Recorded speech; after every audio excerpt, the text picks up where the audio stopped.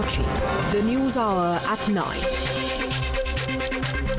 Ladies and gentlemen, the Russia-Ukraine crisis has reached a stage where many are calling it a point of no return. Amidst the Biden-Putin summit buzz, Russia mounted a major diplomatic provocation by recognizing the independence of two separatist regions in eastern Ukraine. This has not been taken kindly to by the global community. Russia's offensive has made the nations press the sanction button much harder. Times Now reports from the epicenter of Donetsk, which is caught in the crossfire between Russia and Ukraine. An eerie silence lingers in the streets, with many of the homes damaged with mortar shells and bullets fired from artillery guns. We bring you the latest update from the kill zone. Hello, speaking from village New York in Ukraine for Times Now. I stay in the Centrum Street, and I'm gonna show you what happened here right now. Katerina is risking her life as she takes Times Now viewers on a tour of a devastated town.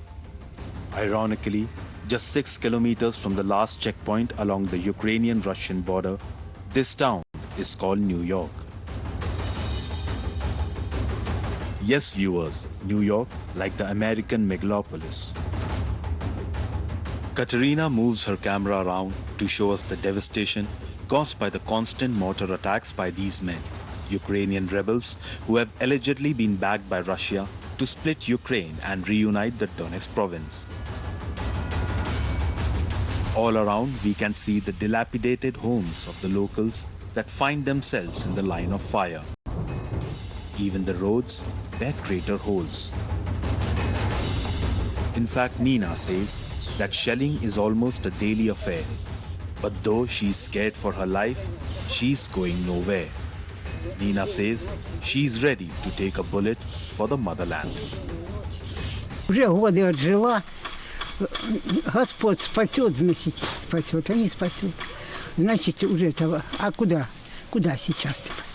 А то ее тут в Басе сказали эвакуироваться, снова там текали, уезжали, уехали.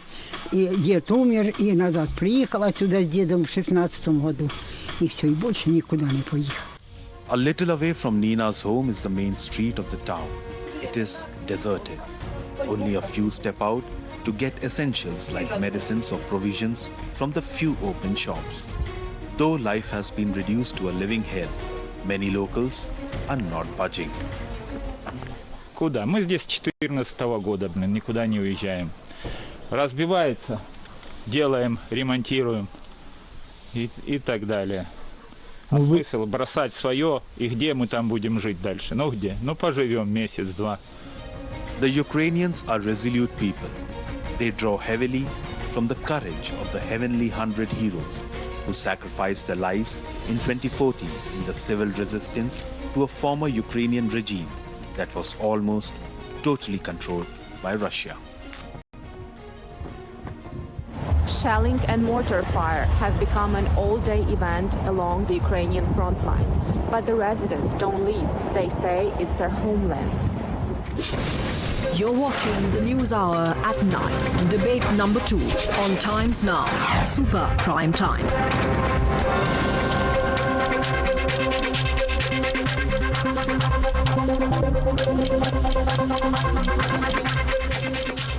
Joining me tonight, Ivanna Klympush, Member of Parliament, Ukraine, Ivanna Klympush, ex-Vice Prime Minister, Ukraine, Kamal Sibbal, former Ambassador to Russia and former Foreign Secretary, Brahma Chellaney, Strategic Affairs Expert. We are just getting in information that the Russian Parliament has allowed Russian army to operate outside of Russia.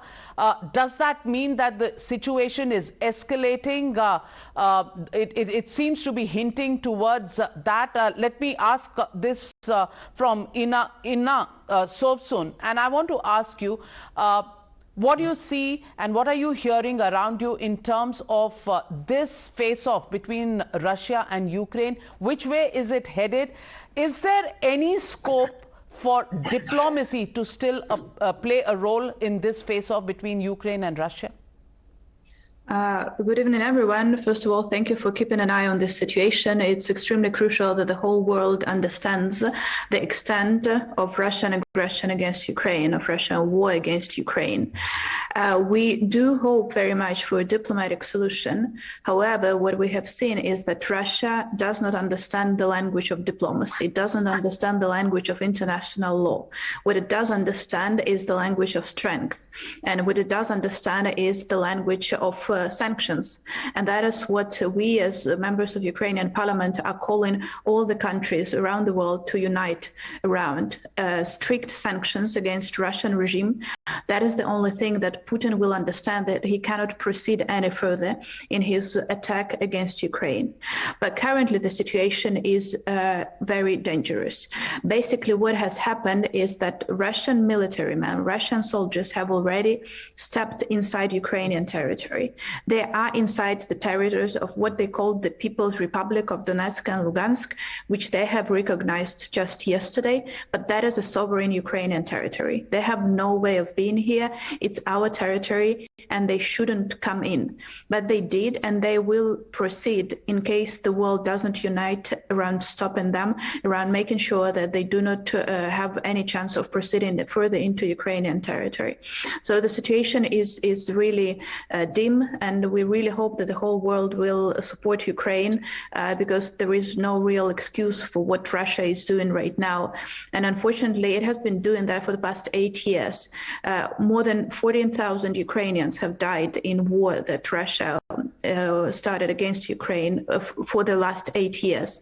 And we are really afraid that this number can be growing rapidly if Russia is not stopped.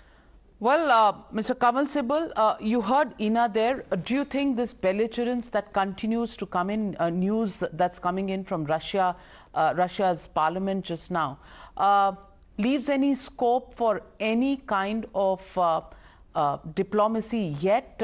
The United Nations Security Council, what view is it going to take? Is it already too late? How is India going to be looking at these developments coming in from the Western world as well as from Russia? You see, if you look at the situation at this point in time, you can have a particular narrative. But if you went back to when the problem started and how it has been building up over the years, then you'll get a different narrative. After all, NATO has been expanding relentlessly. But why? Because it looks upon Russia as a threat. Then the NATO can't argue that no, NATO is not a threat to Russia, when actually the whole logic of NATO extension is a potential threat from Russia. Russia has been protesting over the years, but has not been heard. They promised Ukraine membership of NATO. And now the position is that it's for NATO, it's for Ukraine to decide. It's their choice. But that is standing logic on its own head, as if the United States, the whole of Europe have no choice in the matter. So when they accede to Ukraine's choice, they are making a very dangerous choice in terms of their future relationship with Russia, given the fact that Russia has consistently opposed Ukraine's membership of NATO. Therefore, solutions should have been found in time. How it should have been found is a different matter. We're not going into this. But my personal feeling is that just as Finland and Sweden have been outside NATO, Switzerland is neutral, Austria was neutral till 1956. Europe has a lot of experience of dealing with such situations of neutrality. So a solution could have been found by consent of every side. But the United States has a different view of the situation, and they've been pushing, and I don't want to go into detail, Victoria, Nuland, and everything else. They were behind the Maidan protests and everything else. But we have our guests from Ukraine, so I don't want to give the impression that we are not sympathetic to Ukraine at all, because we have good relations with Ukraine. And in principle, we support the sovereignty of every country.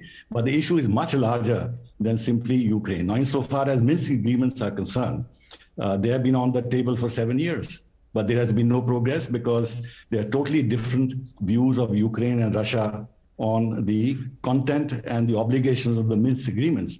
So the situation has been allowed to drag on for years, and therefore has come to a point where finally President Putin has taken a decision which at this point in time may seem like escalation, but you have to see it in the context of what has happened in previous years. And finally, Putin did offer a negotiating document to the West, to the United States, because it's the United States that's ultimately going to take a decision, not Europe.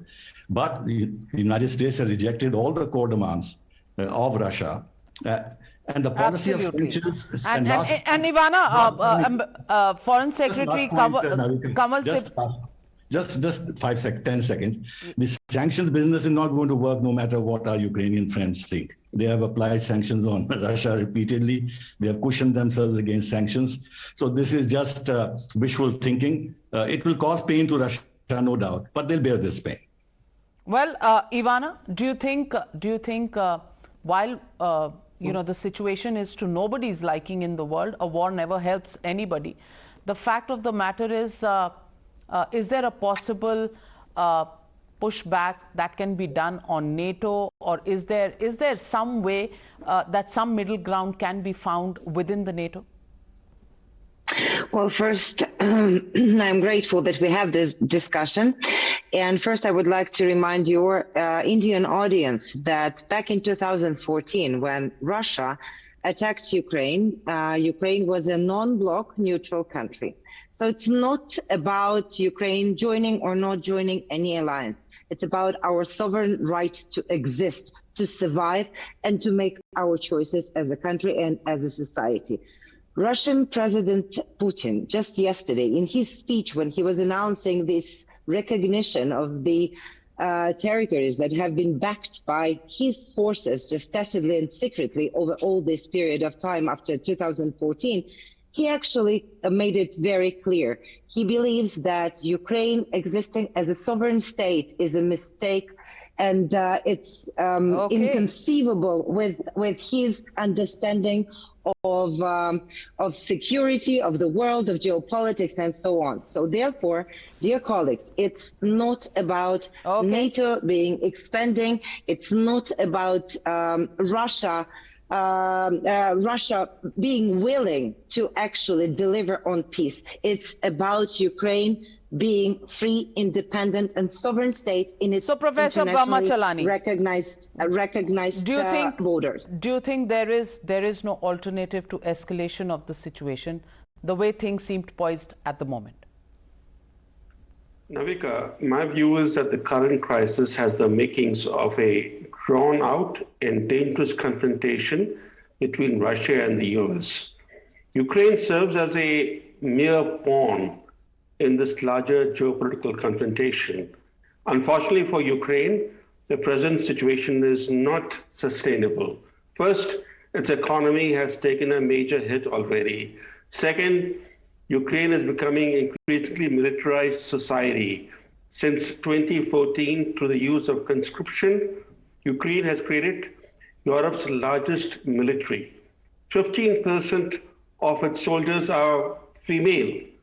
So the society is becoming increasingly militarized. Economically, it's taking a big hit. And yet, Ukraine is nothing more than a pawn in a larger geopolitical confrontation. The real issue is this. President Putin is pursuing an incremental approach to ratchet up pressure on the US and NATO to halt their forward policy. It's about Putin wanting to avert the creation of what happened on India's borders in the 1950s, when the US created Pakistan as a hostile militarized state that was a member of the US-led SEATO and CENTO military alliances. And as Putin said it very clearly last night in his speech, that Russia won't tolerate the creation of a quote-unquote Pakistan. Those are my words, Pakistan on its borders. His words were that the US and NATO have begun the shameless development, I'm using his words, the shameless development of the territory of Ukraine as a theater of military operations against Russia. So well, then clearly very little room for any pullback at the moment. With horror, the world is watching. The United Nations Security Council, can it intervene? That's really the reason the UNSC was set up in the first place? Can the world afford to go into a war at a time when the world is still just about limping out of the pandemic? It's a question the whole world must answer. Thank you very much to my guests for joining me on the NewsHour tonight. Good night. Thank you, viewers, for staying with us.